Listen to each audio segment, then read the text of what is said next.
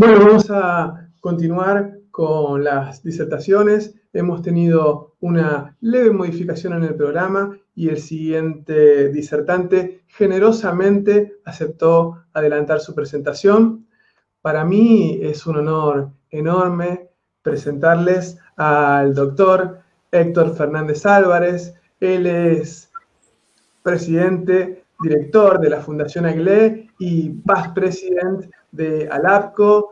Héctor, un placer tenerte con nosotros. Siempre es un increíble aprendizaje escucharte y a continuación podés comenzar con tu presentación.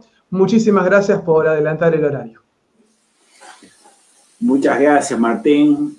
No me costó nada adelantar el horario porque estaba muy interesado siguiendo lo que pasaba con las presentaciones. Me parece un evento realmente más que interesante, un emprendimiento buenísimo en estas circunstancias para acercarle a la gente y para acercarnos con la gente para hablar sobre cuáles son nuestras inquietudes en relación con este momento tan difícil que estamos viviendo. Le agradezco un montonazo a Julio Obst, haberme invitado. Siempre es un gusto compartir con él y con todo el grupo de la región. ALAMOC es una organización que he frecuentado, en la que he participado, en la que he estado interviniendo en muchísimos eventos y bueno, siempre contento de estar con ustedes. Hoy voy a ocuparme de hablar acerca de un tema que es absolutamente nuclear en lo que los terapeutas podemos ofrecer como una guía de ayuda para la gente en general, no tanto como un procedimiento demasiado técnico, sino más bien como una política de ayuda para estas circunstancias difíciles que estamos atravesando. Vamos a hablar sobre estrategias de afrontamiento y transformación frente a la crisis. Todos sabemos que la situación que estamos viviendo, esta tremenda situación pandémica que nos atraviesa, es algo que se inició en los últimos momentos del año 2019. En los últimos momentos del último mes del año, allí partió el virus en China, y en menos de un mes y medio la OMS había, viendo cómo evolucionaban las cosas en el país asiático, no tuvo ninguna demora en decir que estábamos frente a una pandemia en ciernes, en desarrollo, y que el fenómeno estaba adquiriendo un volumen, una envergadura, un alcance tan suficientemente tremendo y devastador que justificaba utilizar un concepto que la OMS reserva para situaciones especialmente críticas de elevadísimo nivel de estrés. La OMS llama a estos fenómenos situaciones de desastre. Y con desastre no está utilizando una palabra en el sentido del lenguaje cotidiano solamente, sino que se está refiriendo a un fenómeno que designa, según la Organización Mundial de la Salud, un acontecimiento en el que lo que asistimos es al surgimiento de una severa alteración ecológica y psicológica que tiene la propiedad de exceder la capacidad de afrontamiento que tiene una comunidad. Severa alteración ecológica que excede la capacidad de afrontamiento. Dice además la OMS, especificando algunas componentes y algunas características que tienen las situaciones de desastre, que la situación de desastre se caracteriza por ser altamente dinámica. Esto lo hemos observado, lo seguimos observando.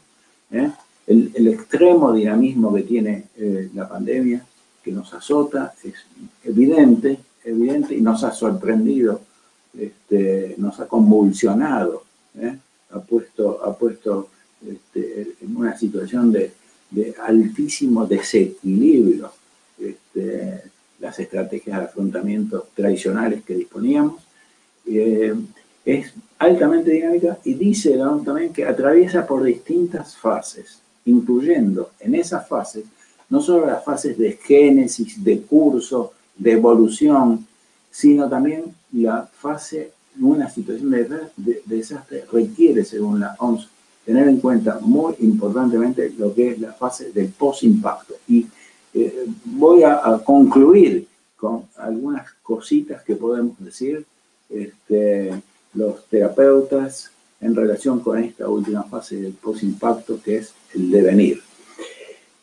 Desde el punto de vista de la teoría psicológica, de lo que son los aportes de la ciencia psicológica a fenómenos como este, lo primero que nos viene a mente, yo creo, a los psicólogos, es aquella obra de una maestra de la psicología social de la segunda mitad del siglo XX, una de las grandes de la psicología social, que fue Ronnie Janoff Bullman.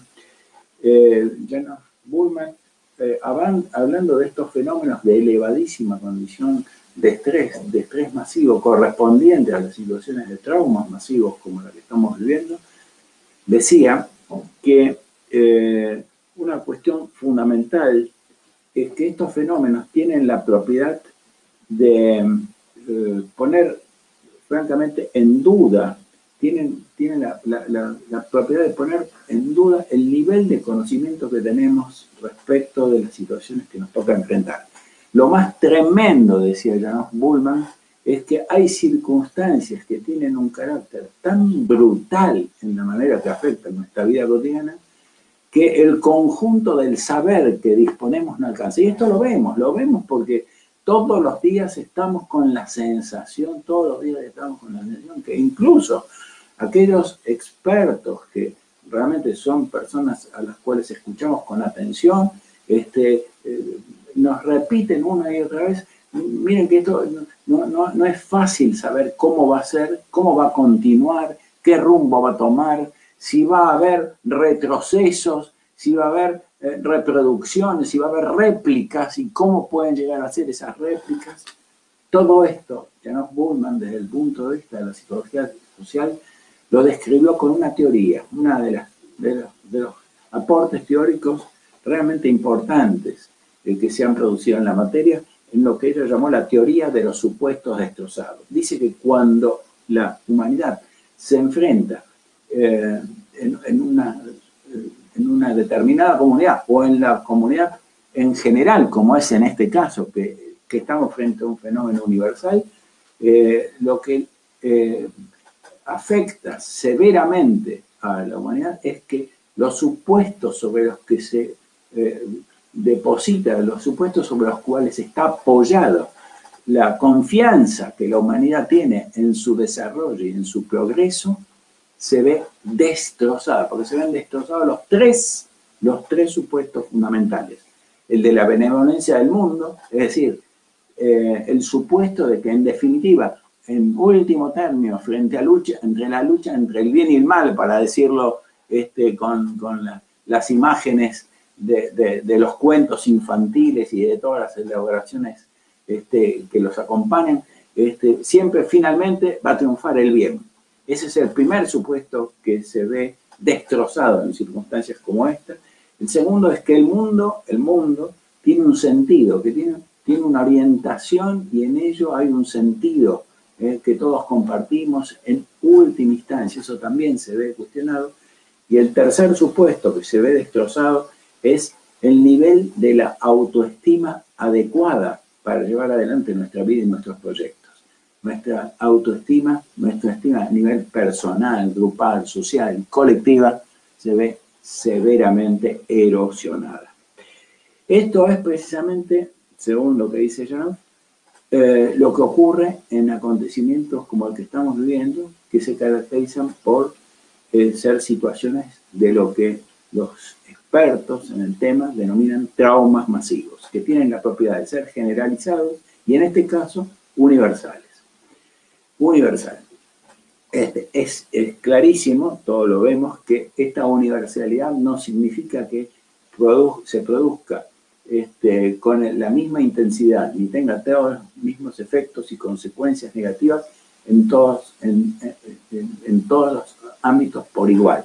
Sabemos que hay diferencias por regiones, por áreas geográficas, por niveles sociales, en fin, no es exactamente igual, pero lo que sí sabemos, nos hemos acostumbrado muchísimo en este último tiempo, a ver que cuando se hace cualquier información genérica sobre cómo está evolucionando la situación, nos estamos acostumbrando mucho a que vemos mapas de todo el planeta, y cómo están representadas las expresiones de cómo evoluciona la pandemia en todo el mundo, ¿sí? ¿Por qué? Porque aún con diferencias es un fenómeno que nos atraviesa genéricamente.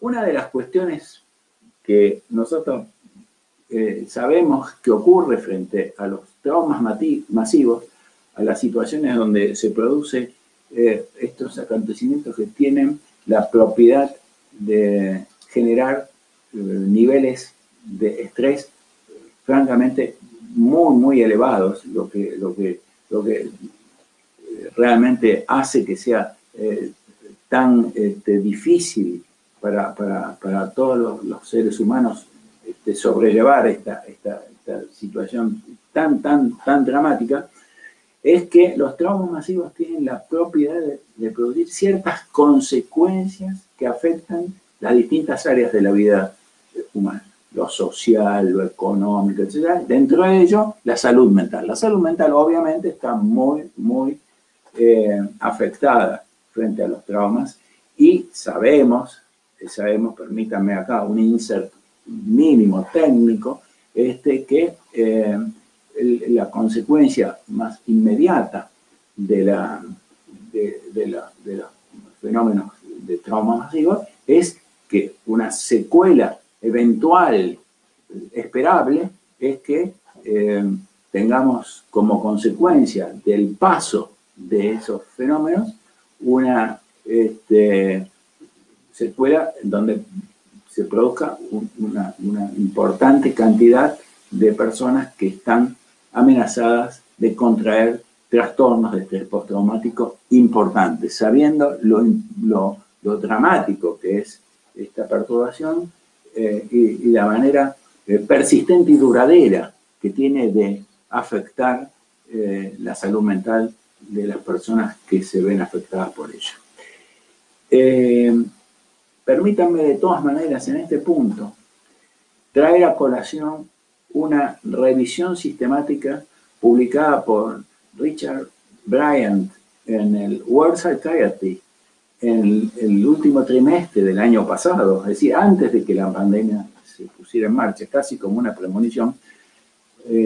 No tanta premonición porque Richard Bryant trabaja permanentemente en esto, de hecho dirige el centro de trauma en Sydney, que debe ser uno de los centros más importantes en la materia en el mundo, y publicó en el World Psychiatry, en el órgano oficial de la Asociación Mundial de Psiquiatría, una revisión sistemática sobre precisamente cuáles son las consecuencias que están asociadas a los traumas masivos.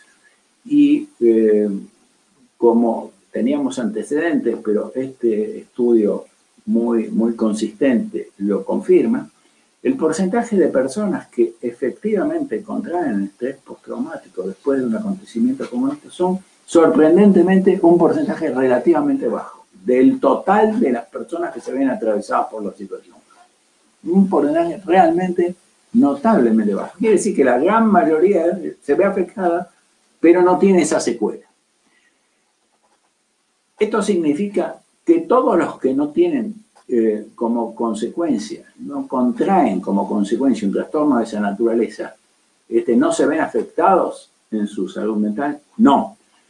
Porque como dice otro trabajo, ya sí, post aparición de la pandemia, publicado en The Lancet todos sabemos que es de Lancet, por un equipo multidisciplinario dirigido por Holmes, dice que más allá de la cantidad de personas que se puedan ver afectadas por contraer trastornos de estrés postraumático, hay una cantidad de otras condiciones clínicas que afectan la salud mental de la persona y mencionan entre ellos una importante cuota de personas que contraen situaciones de miedo y preocupación excesiva, problemas cognitivos de distintas índoles, trastornos del sueño, trastornos de la alimentación, abuso de alcohol y de otras sustancias, aumentan el porcentaje de las conductas autolesivas y hay marcas relevantes de situaciones de abuso y de maltrato,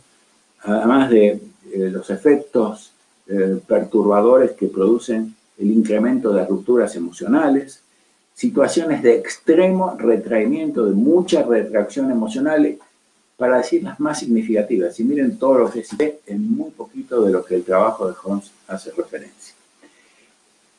Quiere decir que no son tantos los que tienen como consecuencia un trastorno de estrés postraumático, pero son bastantes más los que tienen algunas otras secuelas. No obstante lo cual, todos coinciden que pese a esto, tampoco todas las personas que se ven afectadas por una situación como esta terminan teniendo un efecto perturbador duradero en su calidad de vida y en el equilibrio de su salud mental.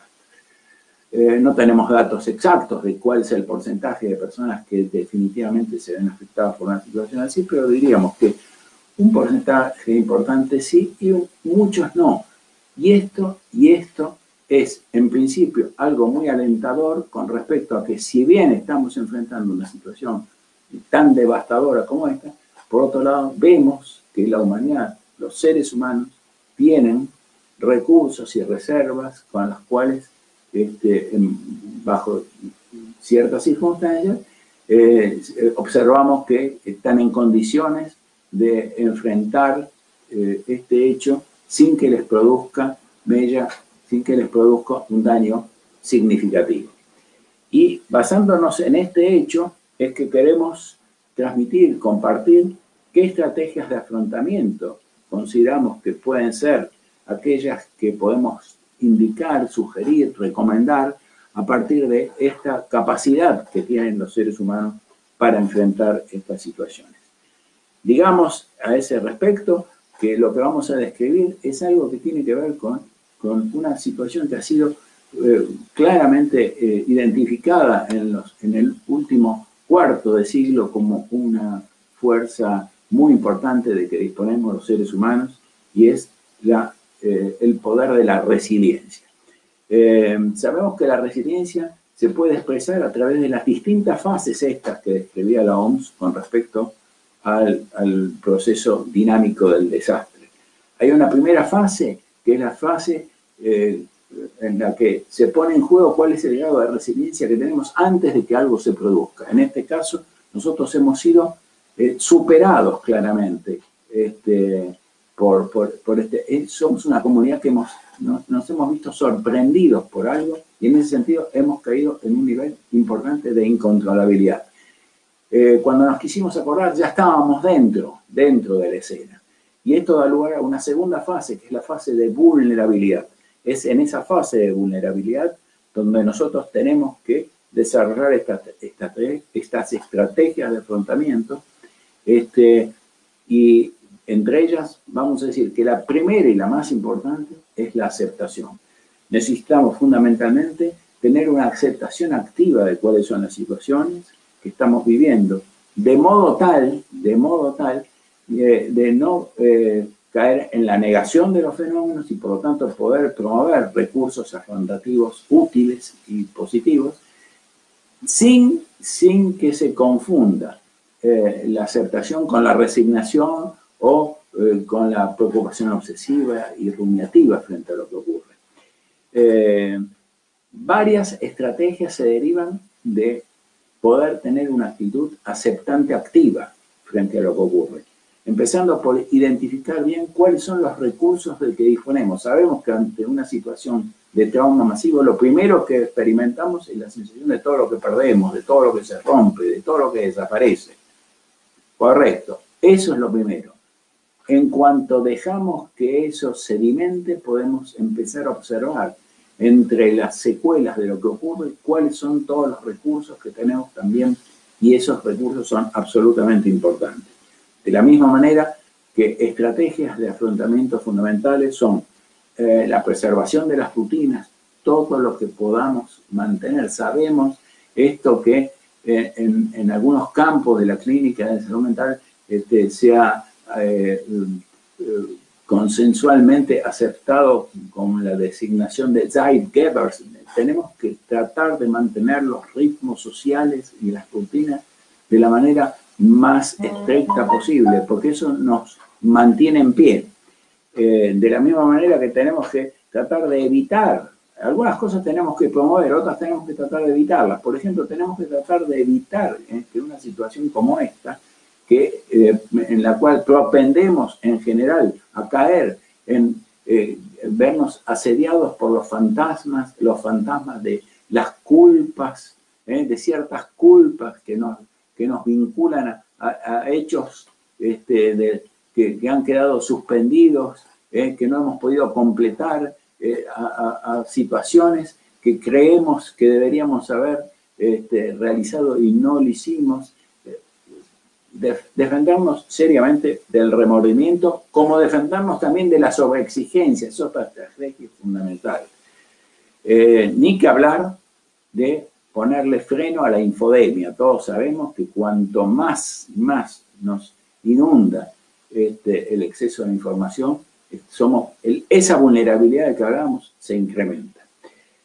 En términos positivos, sí es muy importante favorecer y fomentar el altruismo, tratar de desarrollar capacidades que nunca hemos puesto en acción y que están ahí latentes, porque todos los seres humanos tenemos una cantidad de competencias para desarrollar. Lo que necesitamos es que llegue el momento para hacerlo.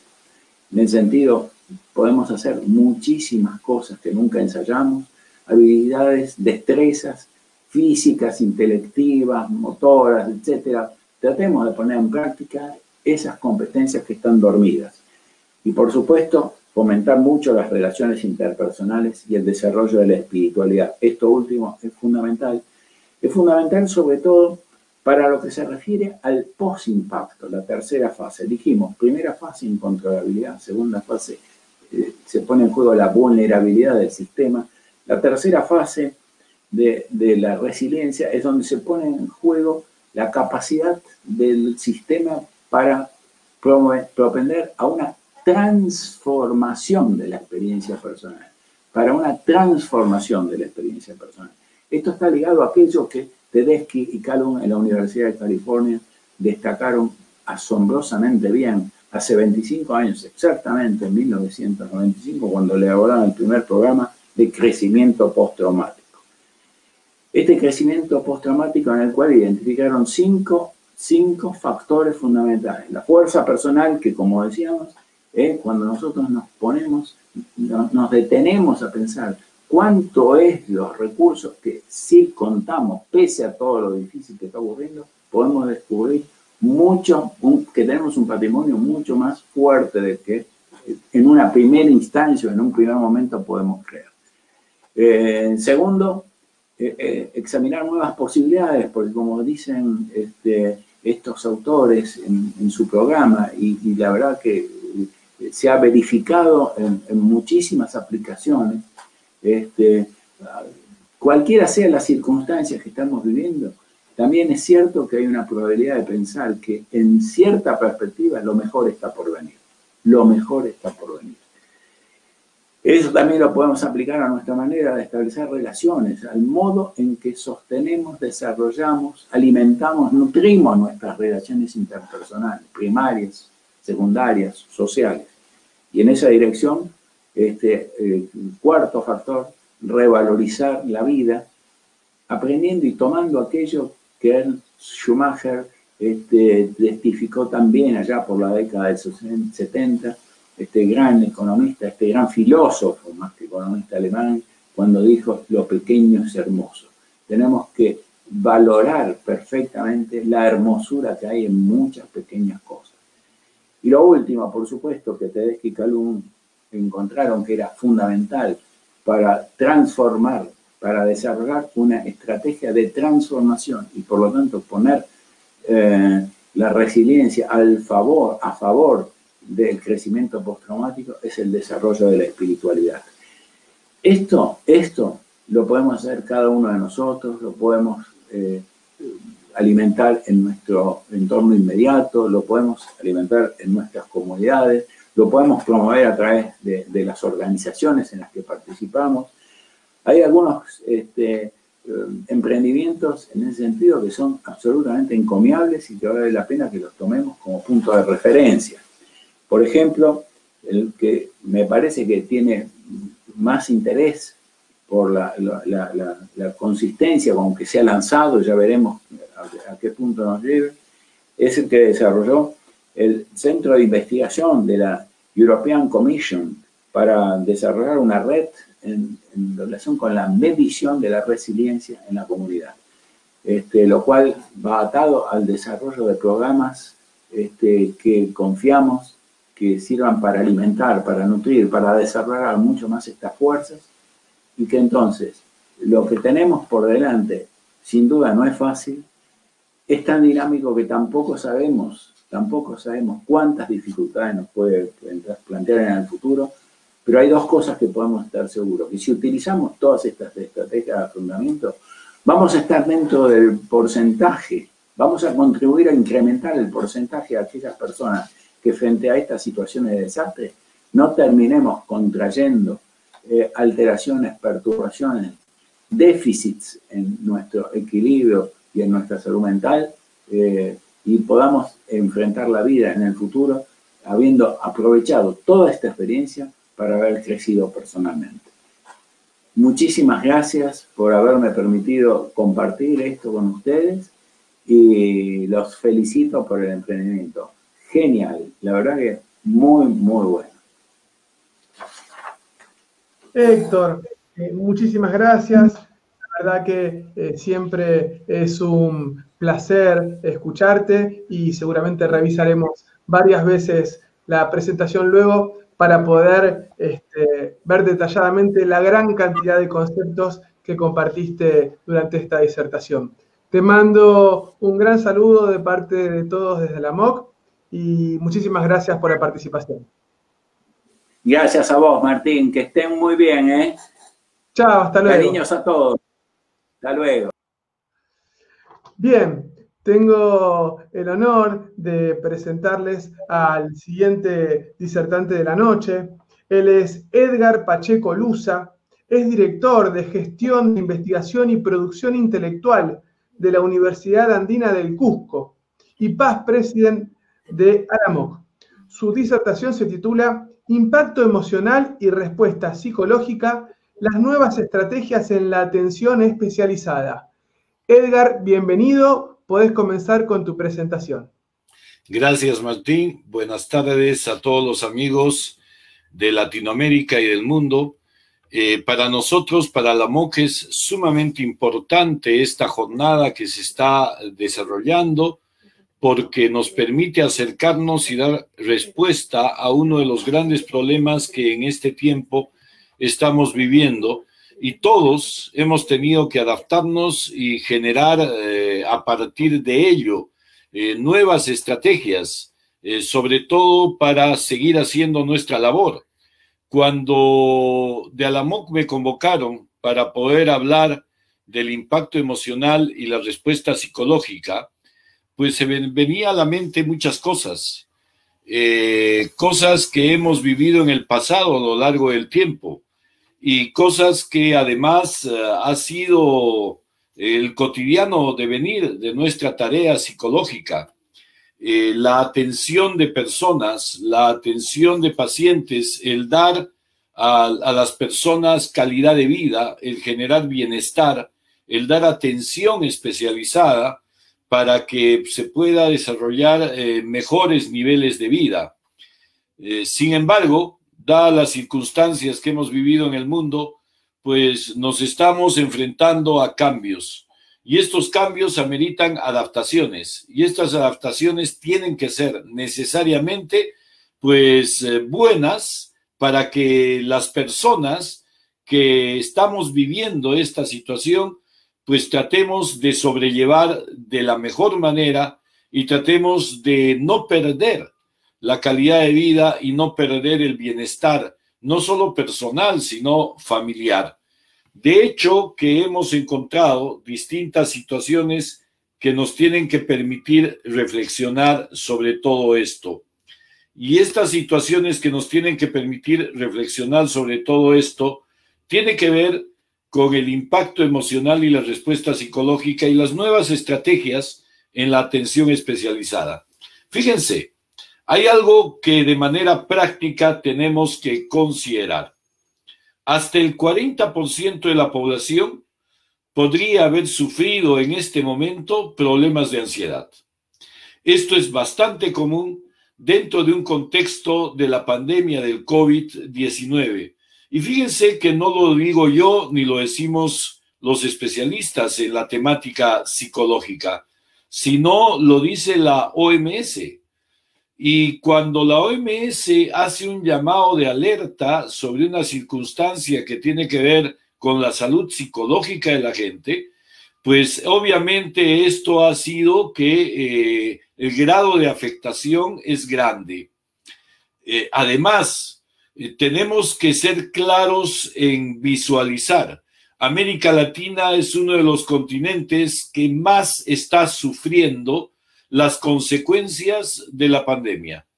Y está sufriendo más las consecuencias de la pandemia por el tipo de hábitos de vida que nuestros pobladores suelen tener. Y que en muchos de los casos, pues se alejan a un orden y una disciplina.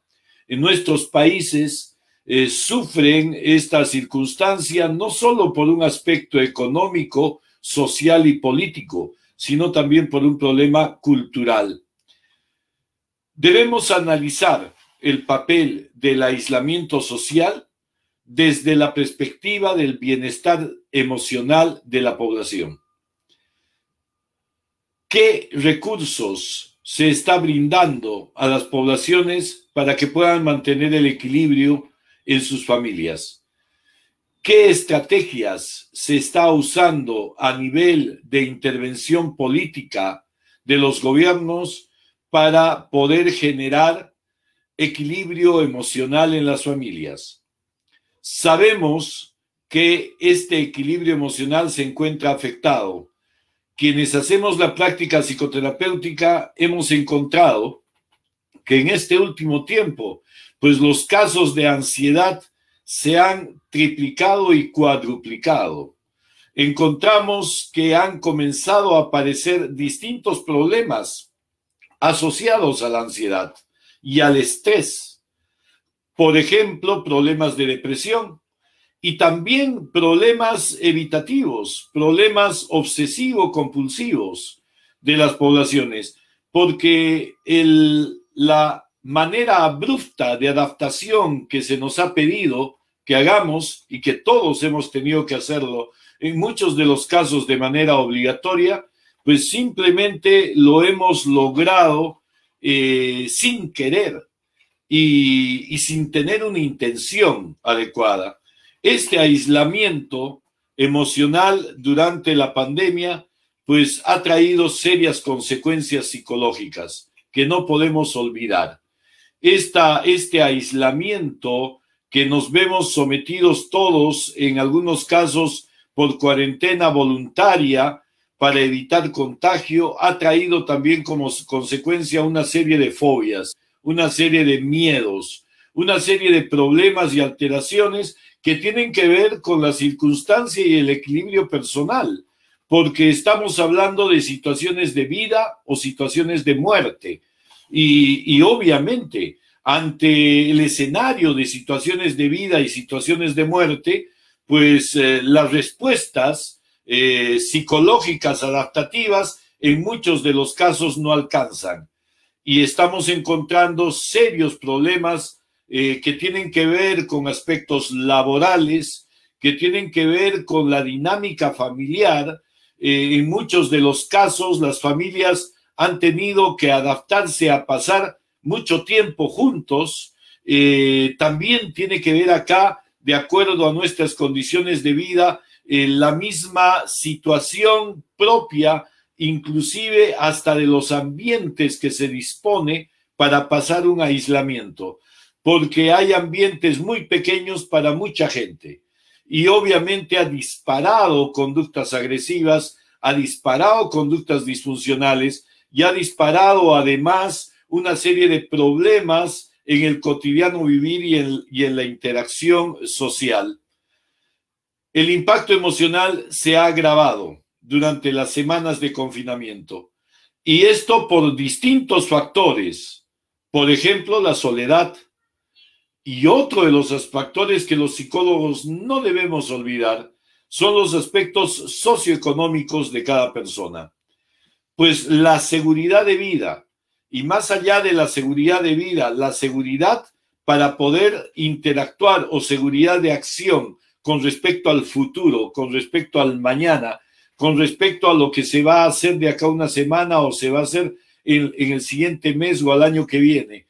Existen y surgen una serie de pensamientos fatalistas, pensamientos catastróficos, donde la persona puede pensar que ya no va a vivir o que probablemente tiene que empezar un duelo de despedida y que puede generar de por sí, tal como está sucediendo en nuestras poblaciones, pues enfrentarse a situaciones donde tangiblemente y de manera objetiva se ve que se está generando problemas psicológicos.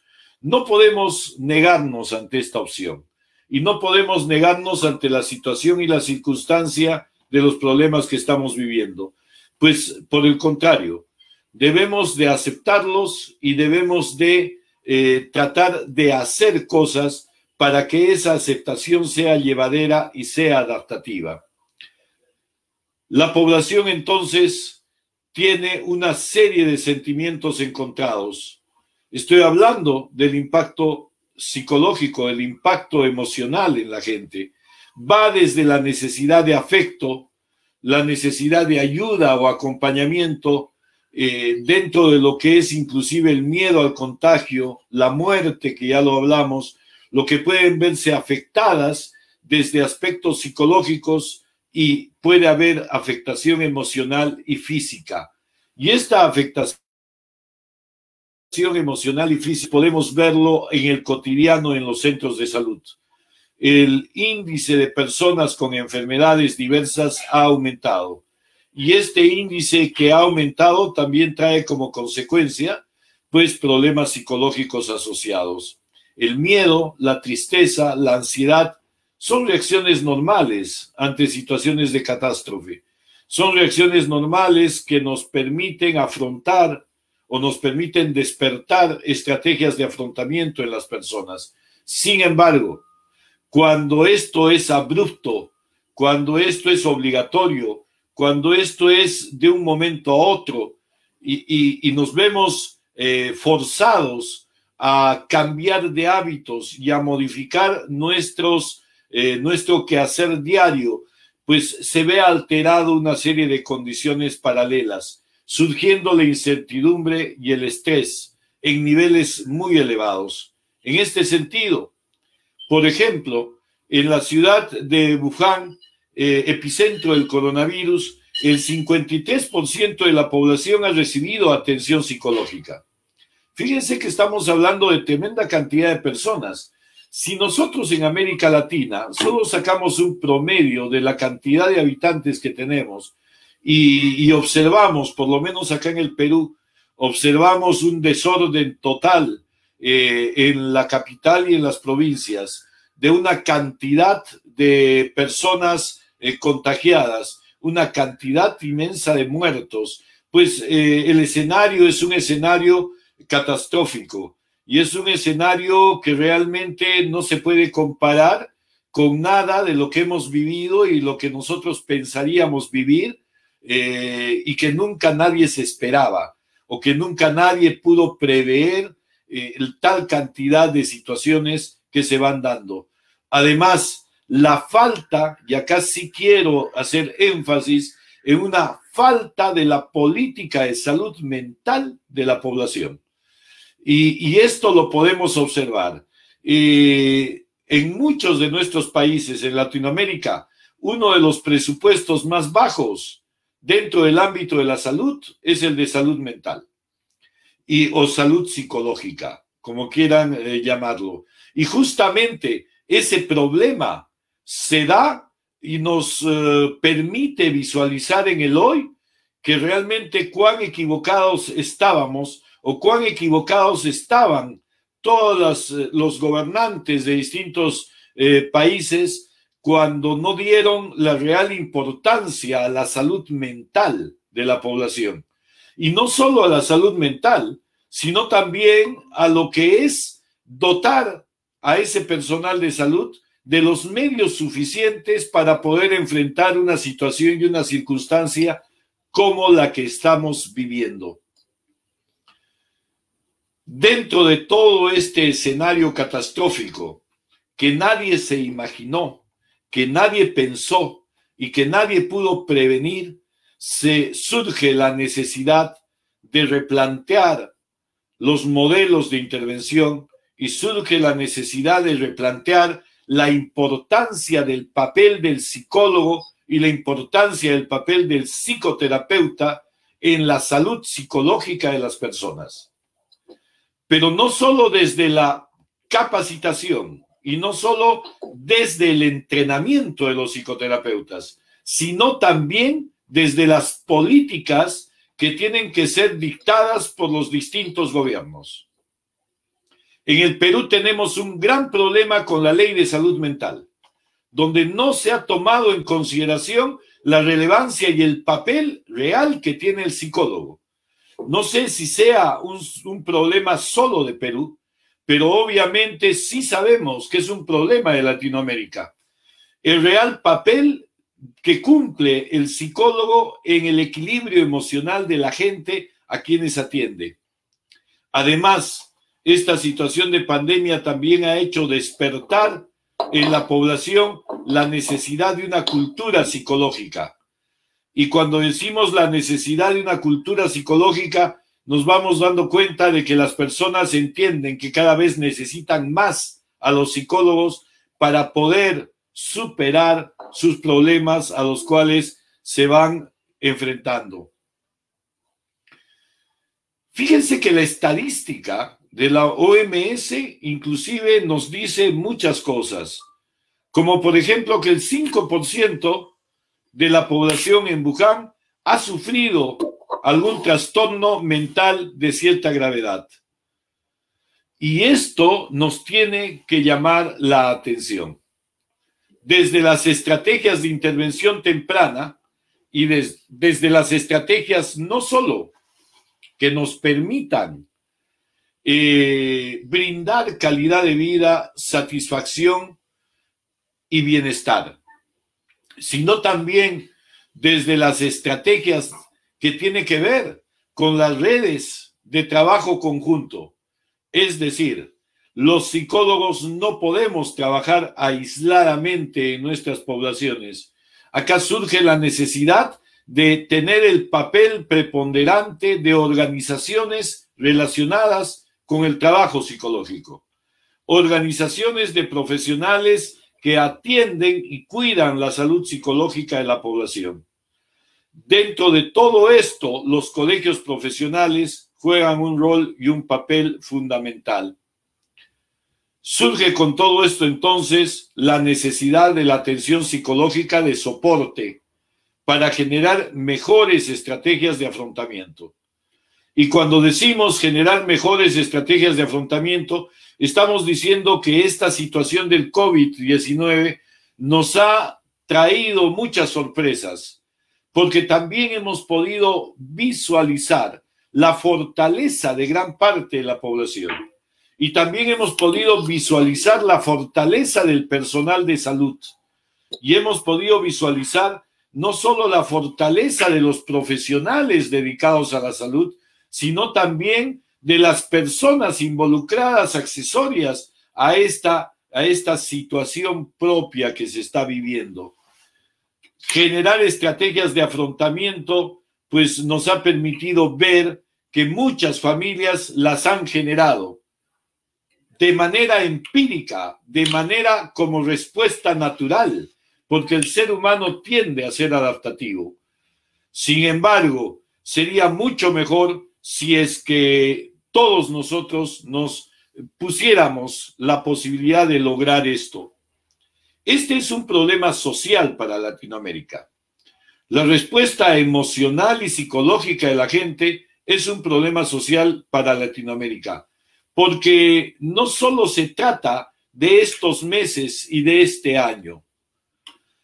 Se ha desnudado los servicios de salud, hemos visto de la carencia que tenemos, pero también se trata de que esta pandemia va a dejar secuelas que van a demorar mucho.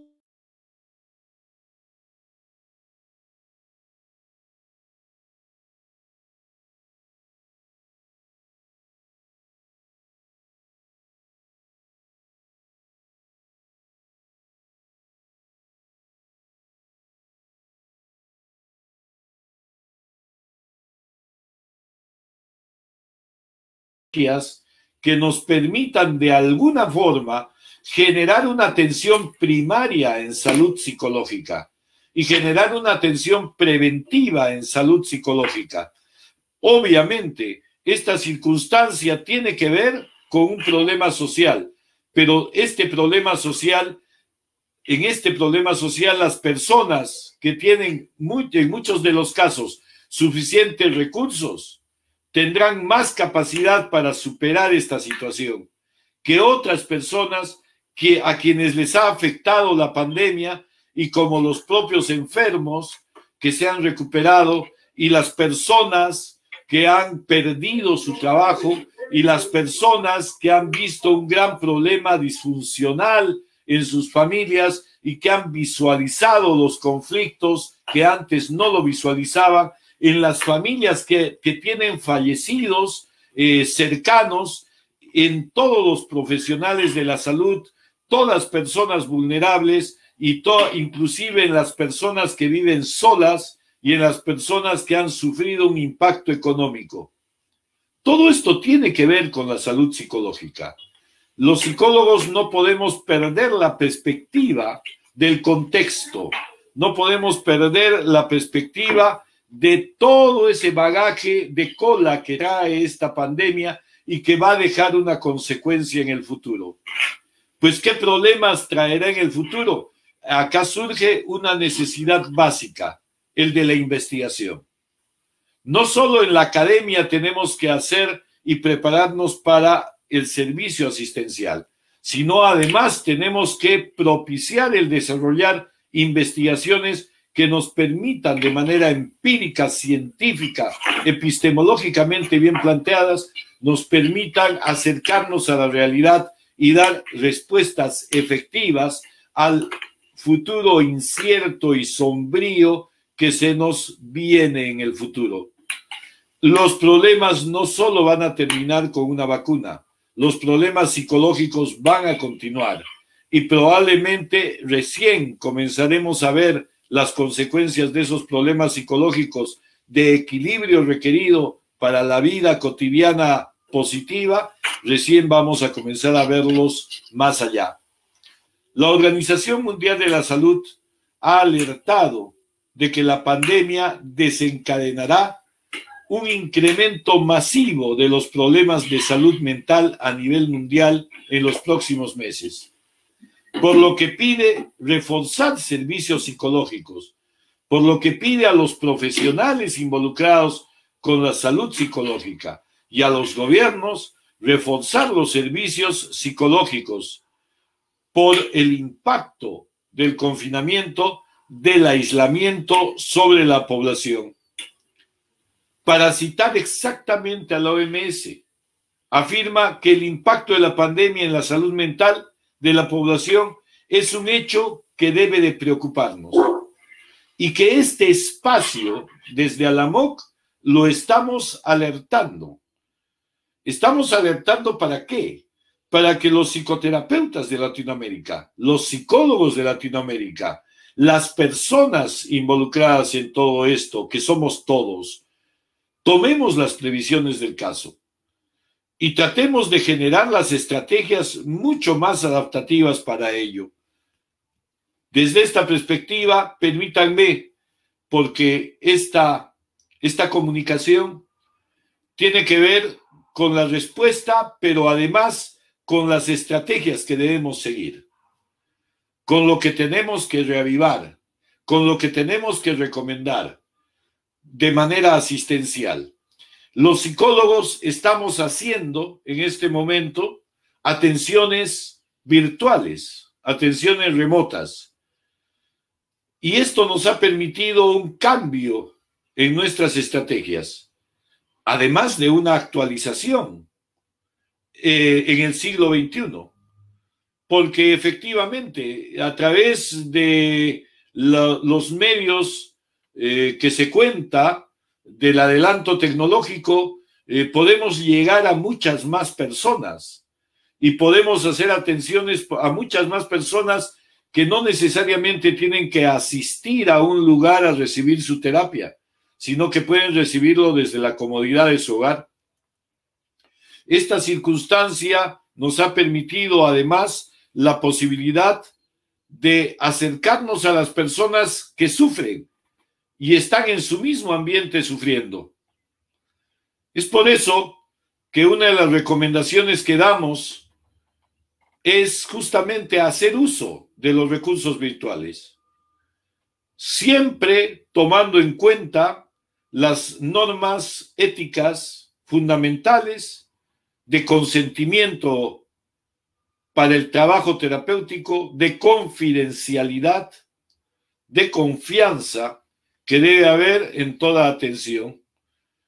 Y además, lo primero que buscamos con las personas que nos van pidiendo ayuda, que créanme, cada vez es en mayor cantidad, pues que cuiden su bienestar físico, que traten de generar buenos hábitos en la alimentación, que esta alimentación sea saludable y bien balanceada, que se comience a ingerir los líquidos necesarios, generar acciones de ejercicio físico de acuerdo a las circunstancias.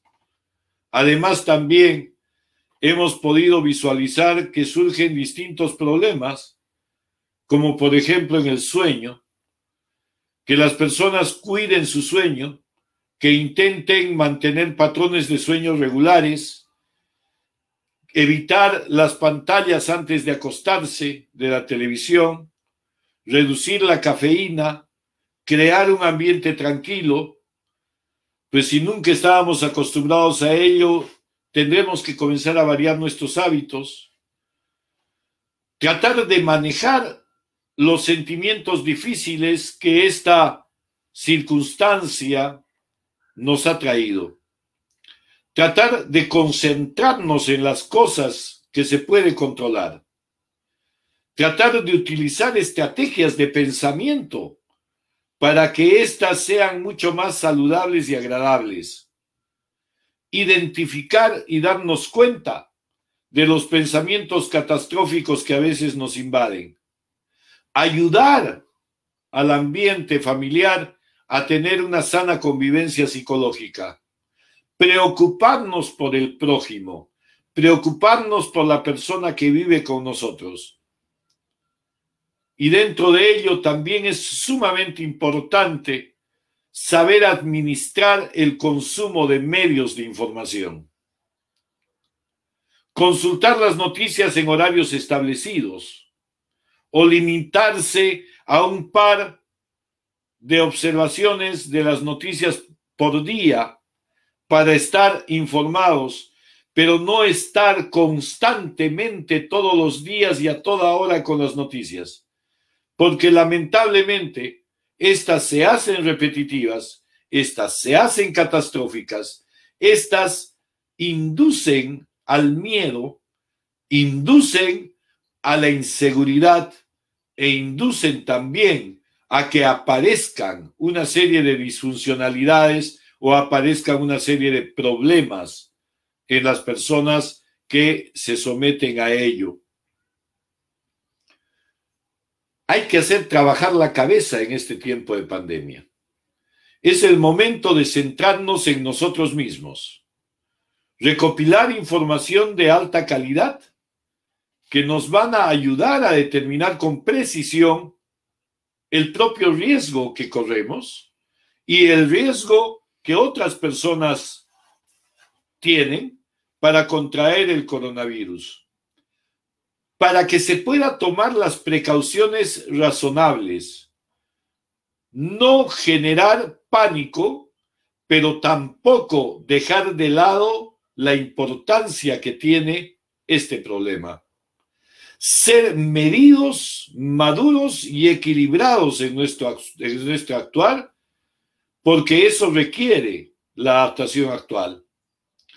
Se tiene que crear una rutina diaria, y esa rutina diaria se tiene que intentar participando en actividades útiles en comunidad, actividades útiles en familia, en esa comunidad familiar, ya sea en la limpieza, en la cocina, en el ejercicio, en el diálogo, en la conversación, o en actividades significativas, como leer, como llamar a un amigo, como tener videoconferencias con familiares que nos permitan equilibrar y nos permitan entender la cercanía a pesar de la distancia que se puede tener.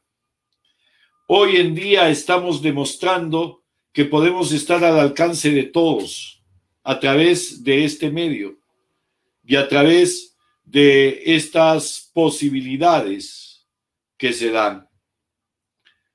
Hay que hacer cosas que la gente disfruta. Cada uno tiene hobbies, cada uno tiene cosas que le gusta hacer. Si no puede hacer las cosas normalmente, pues tiene que tratar de disfrutar aquellas que tiene a la mano. Tiene que tratar de pensar. Hace un instante decía, tenemos que hacer trabajar a la cabeza y tenemos que pedir a las personas que acuden a nosotros de que tienen que hacer trabajar la cabeza. ¿Pero para qué? Para pensar cómo podríamos adaptarnos, para que probemos cosas nuevas. Y de hecho, que la situación, por ejemplo, de la pandemia, nos lleva a tener muchas cosas buenas en tutoriales, en cursos gratuitos en línea, etc. Además, tenemos que establecer objetivos, porque eso requiere la intervención como respuesta inmediata.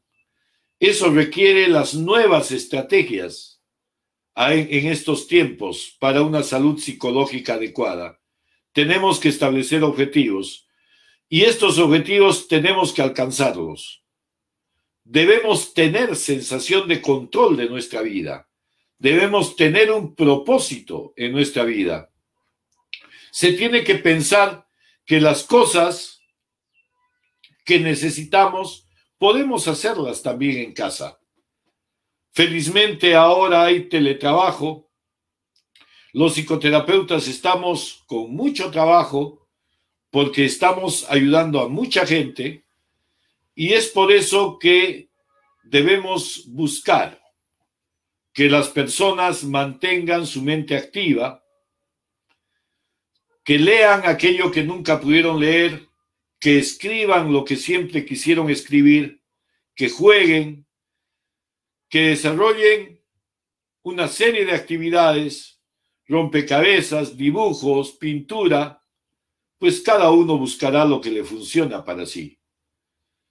Pero dentro del abordaje como respuesta, en las nuevas estrategias terapéuticas, tenemos que incorporar todos estos aspectos. Además, también tenemos que incorporar un aspecto fundamental a priori, comienzo de todo, pues enseñemos a la gente a tomarse tiempo para relajarse y concentrarse en el presente. No en el pasado, en la añoranza del pasado, no, en el presente tal cual es. De hecho, que las técnicas de relajación que todos manejan muy bien pueden ayudar a las personas a lidiar con esos sentimientos de ansiedad. Pero ahora estamos en una situación de pandemia y la respuesta la tenemos que dar en intervenciones innovadoras. Y las intervenciones innovadoras parten de todo lo que he ido diciendo hasta ahora. Pero además me interesaría también compartir con ustedes las ventajas que tenemos de la intervención online o las ventajas que tenemos de la intervención a través de los recursos tecnológicos diversos con los cuales contamos.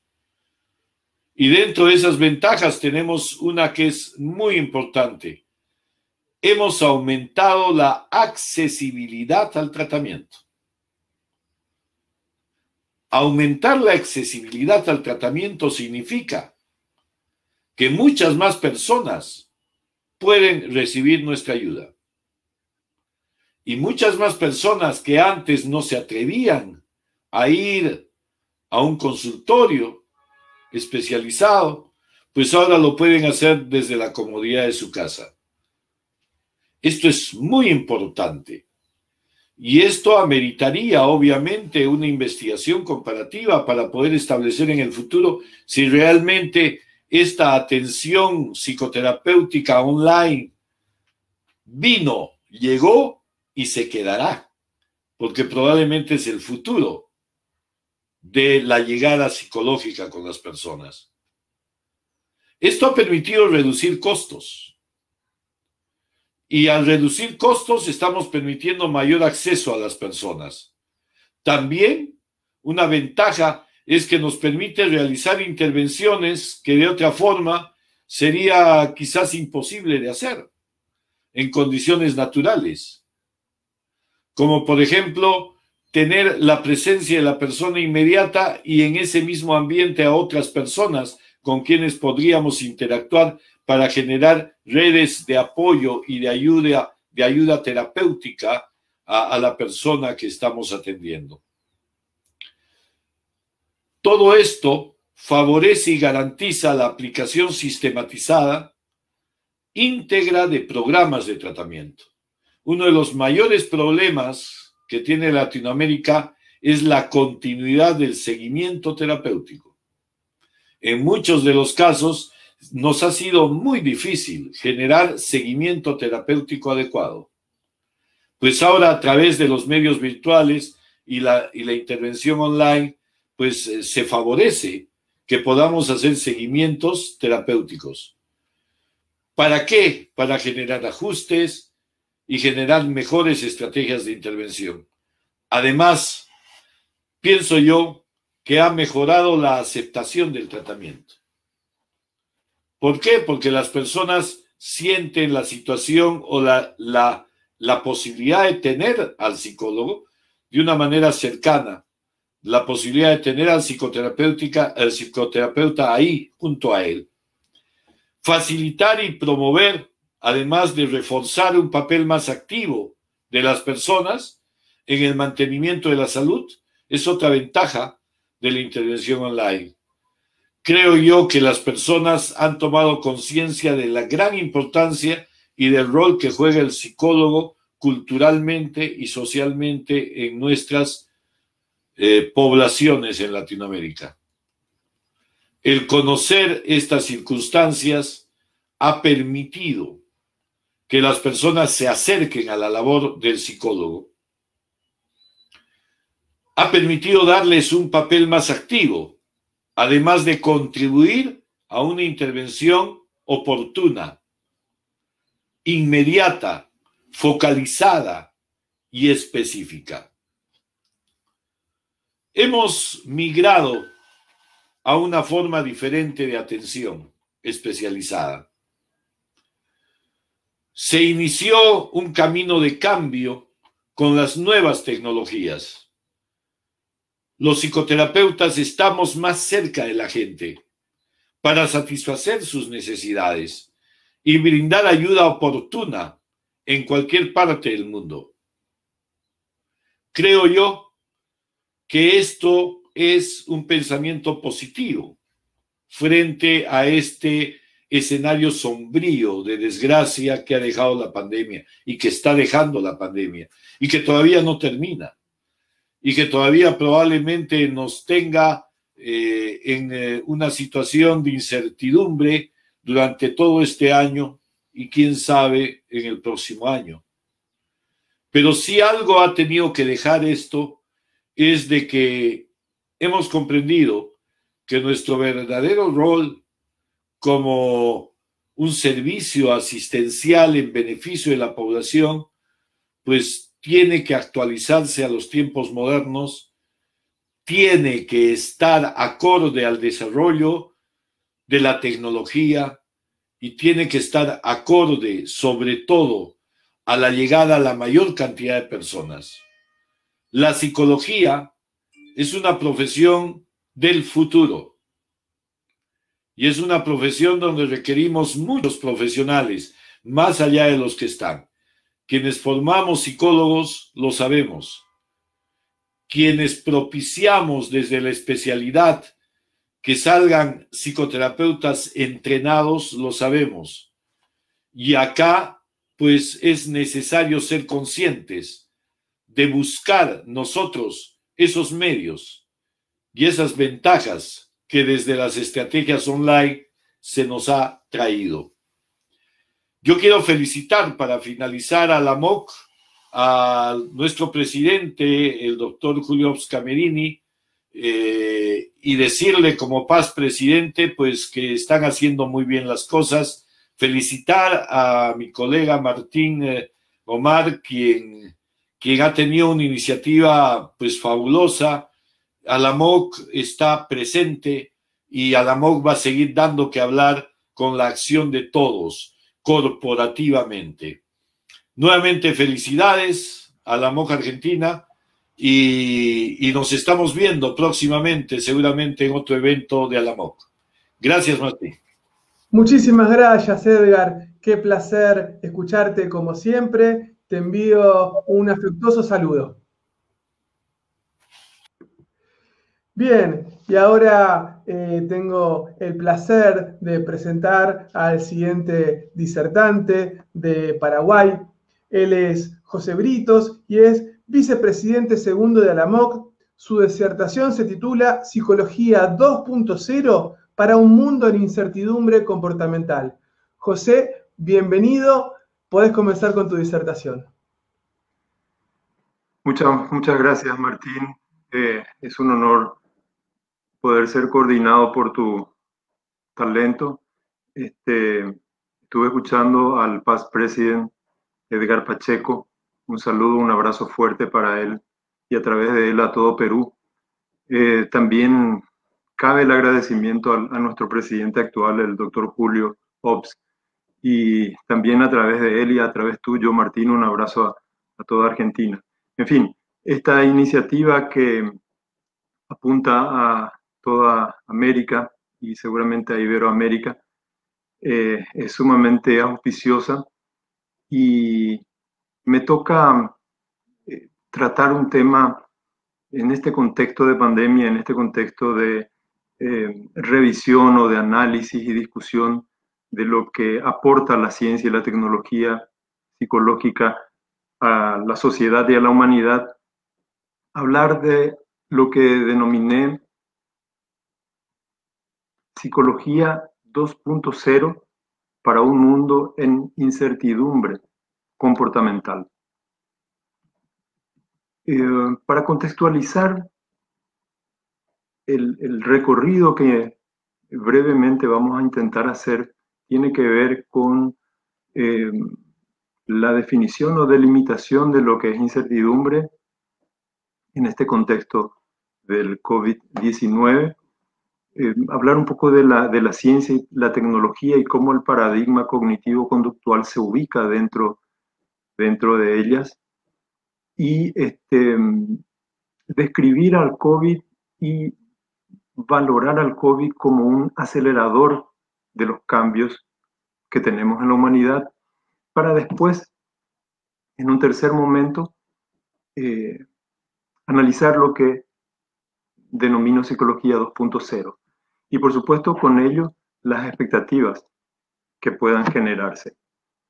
La incertidumbre tiene que ver con la disponibilidad insuficiente de información sobre la evolución y los requerimientos del nuevo contexto social que demanda conductas de autocuidado, modos de producción, modos de consumo, modos de intercambios y modos de relacionamiento diferentes a los habituales.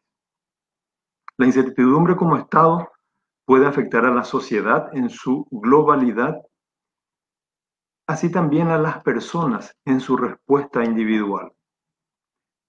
¿Cómo evolucionarán el virus y sus procesos de mutación?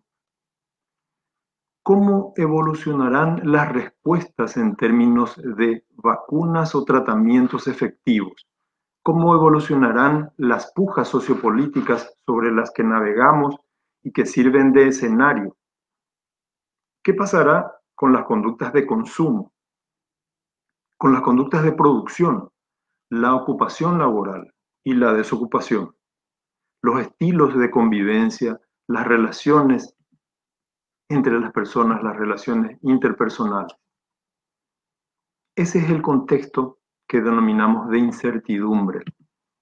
Ahora, la ciencia y la tecnología.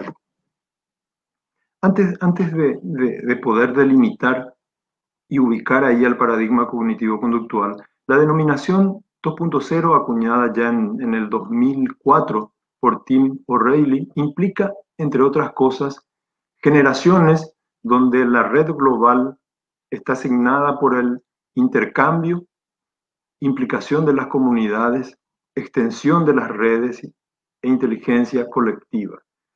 En medio de ese proceso, este 2020 emerge con un virus que desafía tanto a la biología celular, la epidemiología, la salud pública, la farmacología, como también a las ciencias del comportamiento, como la sociología, la economía y, por supuesto, a la psicología. En relación a la psicología, como la ciencia que estudia el comportamiento humano y animal, las necesidades que se identifican en esta situación etiquetada como pandémica están no solo en los recursos técnicos llamados terapéuticos, sino que se refiere al amplio espectro de posibilidades de la ciencia psicológica. Esto es la investigación, la educación, la capacitación, el entrenamiento, el desarrollo experimental. Y el paradigma cognitivo-conductual de la psicología se inscribe dentro del mundo de la ciencia y la tecnología.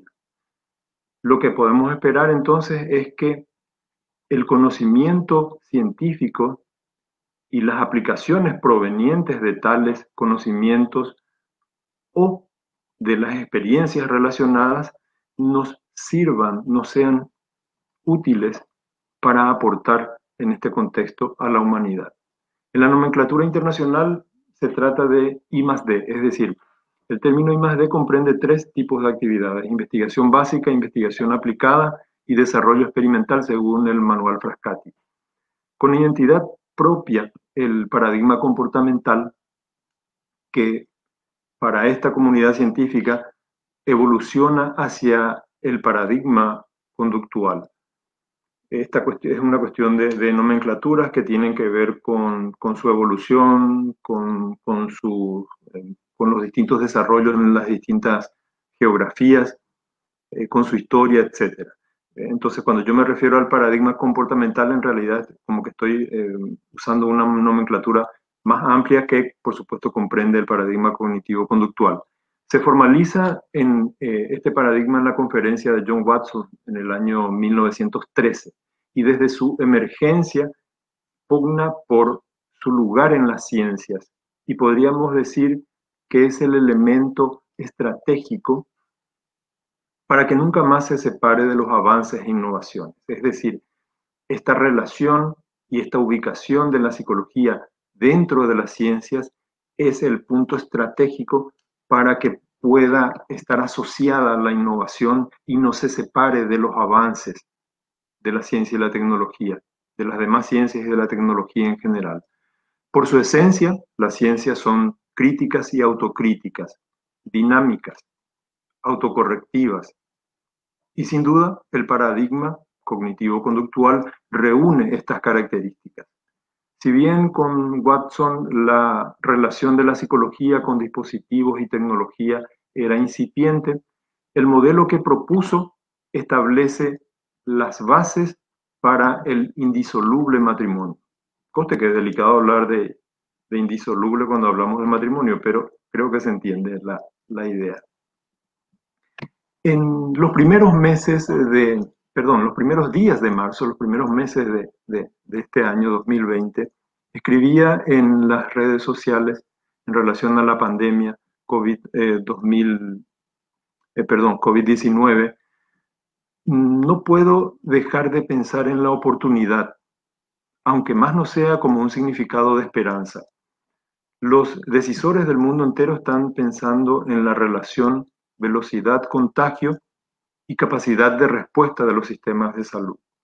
Los hombres, mujeres, capitales del mundo del poder están ideando e implementando acciones para quedar posicionados después de controlada la pandemia.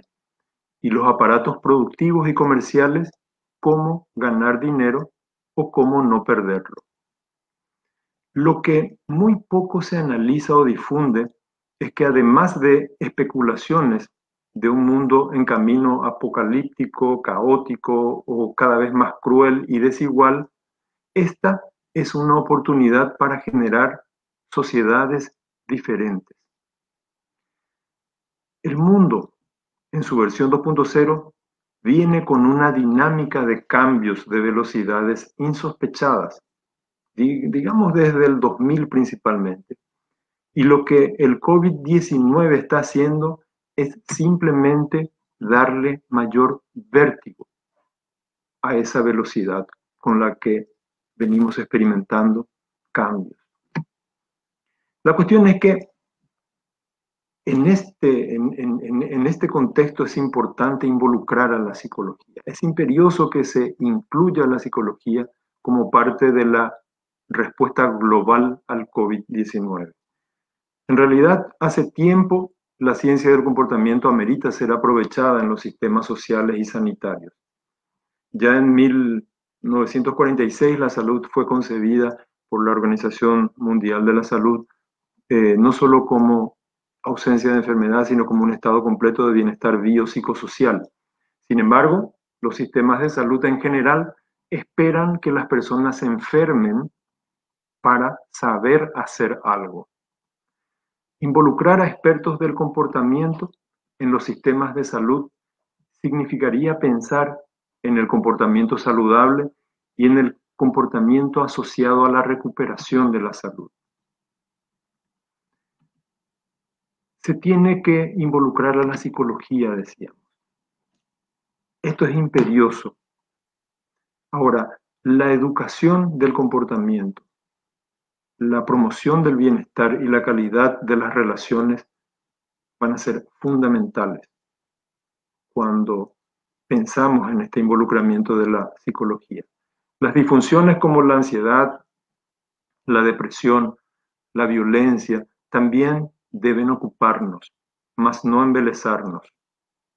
La psicología, en esto que esperamos de la psicología, en este involucramiento de la psicología no es que tenga una maleta llena de técnicas listas, cual vacunas mantenidas en secreto, para solucionar los problemas. Tenemos aplicaciones, pero el aporte de la psicología será fundamentalmente la investigación y el desarrollo de tecnología comportamental innovadora.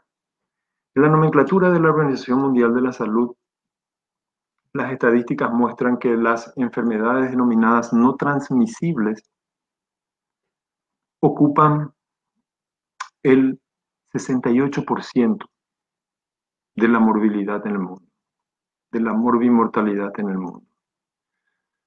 Es decir, cuando se dice enfermedades no transmisibles, sin duda estamos hablando del comportamiento humano, aquellos comportamientos que hacen que enfermemos o que tengamos condiciones y discapacidades. Es decir, estoy hablando, por ejemplo, de accidentes de tránsito, de conducta no saludable que nos lleva a enfermar, de homicidios, de suicidios. Es decir, estas son las llamadas enfermedades no transmisibles.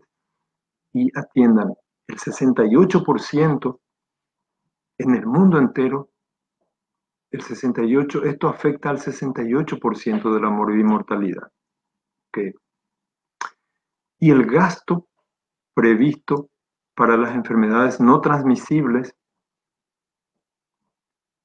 haciendo una proyección desde el 2011 al 2025, significa algo así como 7 billones de dólares. 7 billones de dólares. Los ceros son, ya no caben en mi cabeza por lo menos, ¿cuántos ceros tiene 7 billones de dólares? Pero una estimación para poder pensar cómo reducir el impacto que tienen estas enfermedades no transmisibles. ¿Saben cuánto representa de esos 7 billones de dólares? Solamente el 0,0022%. Sí, nada. Es decir, la necesidad de invertir que tenemos cuando hablamos de salud y cuando asumimos esto que en 1946 la OMS decía que era la salud como un estado completo de bienestar biopsicosocial, si involucramos a la ciencia psicológica en la concepción de la salud y en las acciones de salud, evidentemente vamos a transformar el mundo y eso es lo que necesitamos. Con esta especie de mapa mental, si es que se pudo hacer, la conclusión es que es demasiado importante que nos ocupemos también de las personas mientras están sanas. Esto tiene una justificación de doble vía. Es decir, en el total de años que vive una persona en general, si estimamos que son aproximadamente 80 años, sus años saludables son muchos más que el tiempo que esta persona estuvo enferma. Es decir, si pensamos en una persona, estoy hablando en términos muy generales, y pensamos que puede vivir 80 años, el tiempo que está enferma es mínimo en relación a todo ese transcurrir. Eso por un lado, si pensamos en términos individuales. Si vemos la torta, digamos, si vemos la proporción de la población general que está enferma, también vamos a darnos cuenta, y con este indicador de la Organización Mundial de la Salud, que la población que está enferma es mucho menor que la población que está sana. Entonces, tenemos que aprovechar estas circunstancias para caminar, como diría el libro de Ulrich, Control, un clásico en las ciencias del comportamiento, Control de la conducta humana, tres tomos de un libro de una obra magistral. Decía en uno de los capítulos, en uno de esos tomos, decía, de la cura a la prevención. Tenemos que transitar de nuestro embelezamiento por el tratamiento, por la enfermedad, por el sufrimiento, a la prevención, a la educación y a la promoción de la salud y el bienestar. En la vida, decíamos, de las personas, podemos decir, la expectativa de vida, 75, 80 años, el tiempo que vamos a estar enfermos es mínimo, ¿verdad? También proporcionalmente la población que está enferma es mínima en relación a la que está sana. Entonces tenemos que seguir e incrementar los esfuerzos por la rehabilitación, cierto, pero es muy torpe descuidar el segmento de la vida y el segmento de la población que necesita educación sobre el comportamiento y la salud, que necesita promover el bienestar y la salud, que necesita prevenir y anticipar en vez de esperar enfermar para tener opciones en la oferta sociosanitaria. Cuando hablamos de esto, estamos tocando lo que tiene que ver con programas educativos y preventivos. Haciendo una fotografía del COVID-19 en el mundo, veríamos que un 0,2% de la población está afectada. Estos son términos, son cifras así bastante generales, por cierto, ¿verdad? Hay que tomarlas con precaución, pero sirve para poder pensar. Por supuesto, en otros términos, si el COVID-19 implicase problemas de comportamiento, por ejemplo, control de ansiedad, adherencia al tratamiento, control del estado de ánimo, etc., el 99,8% de la población necesita programas no clínicos, no de tratamientos, no necesita tratamiento, sino posiblemente necesita educación, necesita prevención y necesita promoción. Atiendan, el 99,8% de la población. Siguiendo con el juego de los números, si hay aproximadamente 6 millones de personas en el mundo y 17 millones fueron, perdón, 6.000 millones, dije, ¿verdad? Dije bien, 6.000 millones de personas en el mundo y 17 millones fueron diagnosticadas con el COVID-19. Justamente la cifra de personas potencialmente necesitadas de intervenciones psicológicas relacionadas al COVID-19, ¿cuántas serían? Si tomamos como base para pensar cifras como el 10% de ansiedad o el 5% de depresión, o incluso si sumamos ambas y multiplicamos por 2, tendríamos, esto es para exagerar, para ser exagerados, pero tendríamos el 30% de la población con necesidad de tratamiento. Para estas cifras casi arbitrarias, pero que sirven para pensar, solamente podríamos responder a la demanda mediante soporte de tecnología digital, tecnología inteligente y a distancia. No hay otra forma de poder pensar. La cobertura, y sobre todo en países latinoamericanos, la cobertura de los servicios de salud es mínima en relación a las necesidades.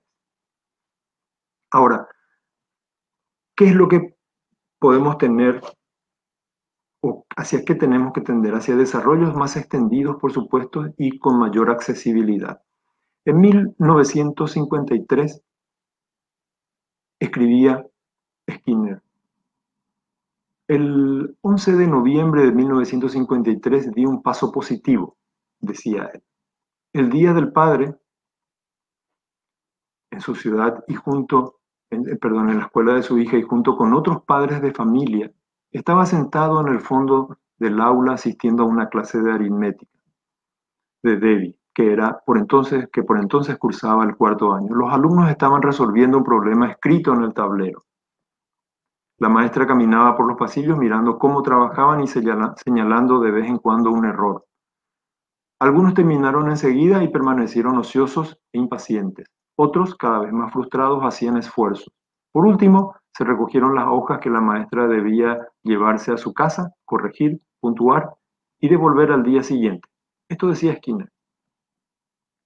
Ahora, la tecnología que comenzó a idear Skinner ante esta situación se llamó máquina de enseñanza. ¿Y qué es lo que hacía? Trataba de corregir esto, ¿verdad? Trataba de corregir, uno, que las respuestas, la retroalimentación al error esté al día siguiente, esté distante del momento de ocurrencia del error. Y sobre todo, procuraba este desarrollo de Skinner ser más dinámico en el proceso de enseñanza-aprendizaje. Eso fue el inicio, 1953. Ahora tenemos la telepsicología, que nos va a permitir justamente lo que planteábamos, la accesibilidad. Las tecnologías de la información y la comunicación permiten potencialmente la disminución de la brecha en servicios de información, educación y asistencia. Los cursos online, foros, webinars, divulgación científica, prestaciones de psicoterapia online, integración de equipos de investigación y colaboración a distancia, movilidad docente estudiantil, hace que sea esta movilidad mucho más eficiente, más económica, asesorías en tiempo legal y con en tiempo real y con gran disponibilidad de datos. Todo esto permite la telepsicología. Más de 2 billones de personas en el mundo están usando teléfonos inteligentes. Si unimos esta disponibilidad de smartphone a los desarrollos de biosensores, por ejemplo, con los que se hacen muestreos experienciales, diarios electrónicos o evaluación ambulatoria, más las capacidades estadísticas y de procesamiento de información, tenemos un potencial extraordinario. Así, por ejemplo, y tengo que ir un poco más rápido por el tiempo disponible. Sí, José, sobre la hora, estamos disfrutando mucho de tu presentación, pero quisiera pedirte si puedes hacer un cierre, porque así podemos seguir con el cronograma, que ya está el orador siguiente. Sí, ya me di cuenta que estaba sobre la hora. Entonces voy a mencionar así muy rápidamente lo que tenemos disponibles y los llamados serious games, ¿verdad? Traducidos serían los juegos serios, es decir, eso que estuvo pensado para la diversión en realidad tiene un aprovechamiento muy interesante en términos de educación, ciencia, ingeniería, defensa, etc. Las aplicaciones son inmensas, ¿verdad? Y tienen la facilidad de ser más interesantes, motivadoras para el aprendizaje. La inteligencia artificial, que tiene que ver con que las máquinas tengan comportamientos inteligentes, ya comenzaron en 1955. Ahora, estos avances, ¿qué es lo que hacen? Emulan destrezas de procesamiento y toma de decisiones de los seres humanos. Esto es lo que llamamos inteligencia artificial. A partir de la captura de datos de la máquina, puede aprender procesos que tratan de elaborar y de decidir cómo lo harían las neuronas en el ser humano. Esto se llama machine learning, y las redes neuronales artificiales pueden aprender de forma jerarquizada, avanzando desde capas más simples hasta muy abstractas, y esto no tiene límite. Estos algoritmos han crecido en varias capas y se llaman después deep learning o aprendizaje profundo.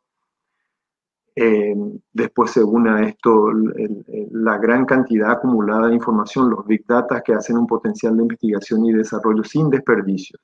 Ahora, la realidad virtual, perdón por el aceleramiento debido al tiempo, la realidad virtual y la realidad aumentada, que también son dos desarrollos relacionados, permiten situar a las personas en situaciones y entornos que de otro modo implicarían mucho más tiempo y recursos.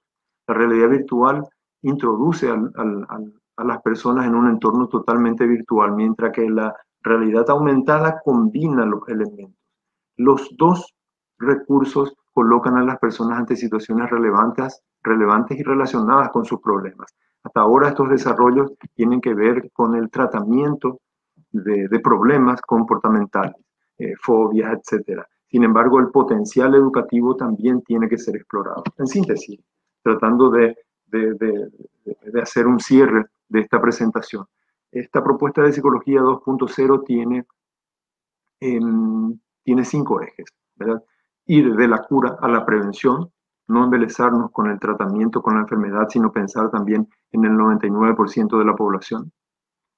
El otro eje es el comportamiento como integrante del concepto de salud, es decir, pasar a integrar, a asumir esta definición que ya se hizo en 1946.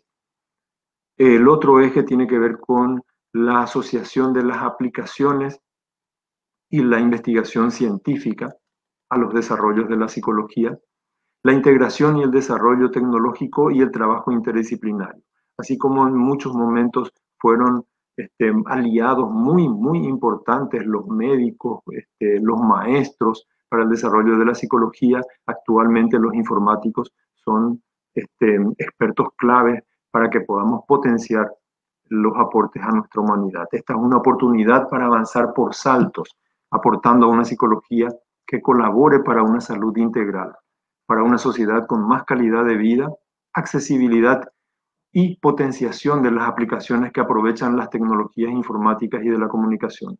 El paradigma cognitivo-conductual se originó y evolucionó en punta gracias a su adherencia al modelo cientificista, y hoy puede acelerarse tanto como los desafíos que tenemos enfrente.